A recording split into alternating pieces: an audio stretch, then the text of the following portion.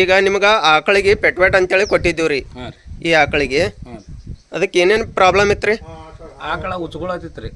ಹಾಂ ಹಾಂ ಅದು 1 ತಿಂಗಳಿಂದ 1.5 ತಿಂಗಳು ಆಯ್ತು ರೀ ಉಚ್ಕೊಳಾಯ್ತು ರೀ. ಬರೋಬರ್.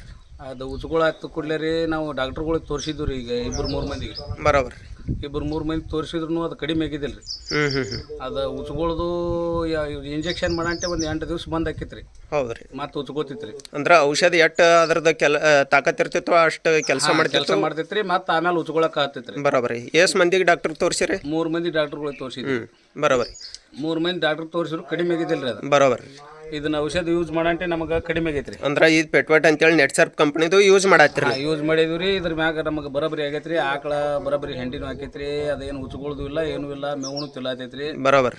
ಬರೋಬರಿ ಐತ್ರಿ. ಹಾಲು 1 ಲೀಟರ್ ಹೆಚ್ಚಾಗ್ಯಾವ್ರಿ ನಮ್ಗೆ. ಬರೋಬರಿ. ಹಾಲಿನೊಳಗೂ ಹೆಚ್ಚಾಗೈತಿ ಮತ್ತು ಉಚ್ಕೋದು ಪೂರ್ತಿ ಕ್ಲಿಯರ್ ನೋಡ್ಬೋದು. ಕಡಿಮೆ ಆಗೈತಿ. ಹೆಂಡಿನೂ ಪೂರ್ತಿ ಗಟ್ಟಿ ಹಾಕತೈತ್ರಿ. ಗಟ್ಟಿ ಆಗೈತಿ. ನಿಮ್ಗೆ ಡಾಕ್ಟರ್ ಮಿನಿಮಮ್ 3 ಮಂದಿಗೆ ತೋರಿಸಿದ್ವಿ ಅಂತ ಹೇಳ್ರಿ ನೀವು.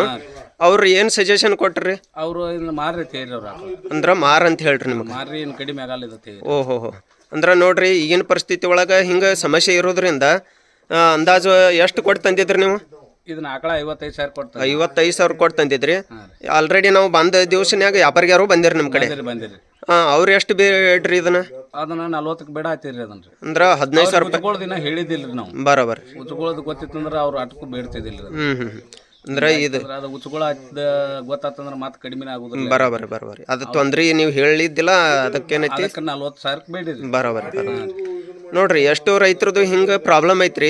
ಯಾಕಂದ್ರೆ ಅವಕ್ಕೆ ಕುಡುವಂತ ಆಹಾರ ಸರಿ ಇಲ್ರಿ, ಅಂತ ಇರುವಂತ ವಾತಾವರಣ ಸರಿ ಇಲ್ಲ, ಕುಡಿಯುವಂತ ನೀರ್ ಸರಿ ಇಲ್ಲ. ಈಗಿನ ಪರಿಸ್ಥಿತಿ ಒಳಗೆ ಪ್ರತಿಯೊಂದು ಕೆಮಿಕಲ್ಸ್ ಯೂಸ್ ಮಾಡಿ ಶರೀರ ಮೇಲೆ ಎಫೆಕ್ಟ್ ಆಗತೈತಿ. ಹಂಗ ಪ್ರತಿಯೊಬ್ಬರ ರೈತರಿಗೆ ಈ ಸಮಸ್ಯೆ ಐತಿ. ನಿಮ್ಮದು ಹೆಂಗ್ ಚಲೋ ಆಗೈತಿಲ್ಲ ಹಂಗ ಪ್ರತಿಯೊಬ್ಬರು ರೈತರು ಯೂಸ್ ಮಾಡಿದ್ರಿಂದ ಚಲೋ ಆಗ್ತೈತಿಲ್ರಿ? ಚಲೋ ಆಕೈತ್ರಿ. ಮಾಡ್ಬೋದ್ರಿ. ಯೂಸ್ ಚಲೋ ಐತ್ರಿ. ಪ್ರಾಡಕ್ಟ್ ರೀ ಚಲೋ ಯೂಸ್ ಮಾಡ್ಬೋದ್ರಿ. ನಾವಾದ್ರೂ ಹೇಳಿದ್ವಿ ಮಿನಿಮಮ್ ಒಂದು 4-5 ದನಗಳು ಅದಾವ್ರಿ. ನಿಮ್ಮ ಇದ್ರೊಳಗೆ 1ಕ್ಕೆ ಯೂಸ್ ಮಾಡಕ್ ಹೇಳಿದ್ದೀವ್ರಿ ನಿಮ್ಗೆ. ನಾವು 2ಕ್ಕೆ ಯೂಸ್ ಮಾಡಿದ್ವಿ. ಬರೋಬರಿ. 2 ಬರೋಬರಿನ ಆಗ್ಯಾವ್ರಿ. ಓಹೋ.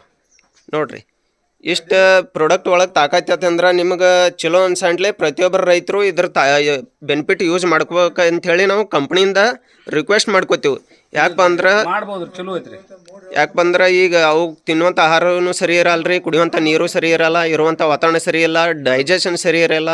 ಹಿಂಗಾಗಿ ರೈತರಿಗೆ ಲುಕ್ಷಣ ಆಗ್ಬಾರ್ದು ಅಂತೇಳಿ ನಾವು ಈ ಪ್ರತಿಯೊಂದು ಪ್ರಾಡಕ್ಟ್ನ ರೈತರು ಯೂಸ್ ಮಾಡ್ಬೇಕಂತ ಹೇಳ್ತೀವಿ.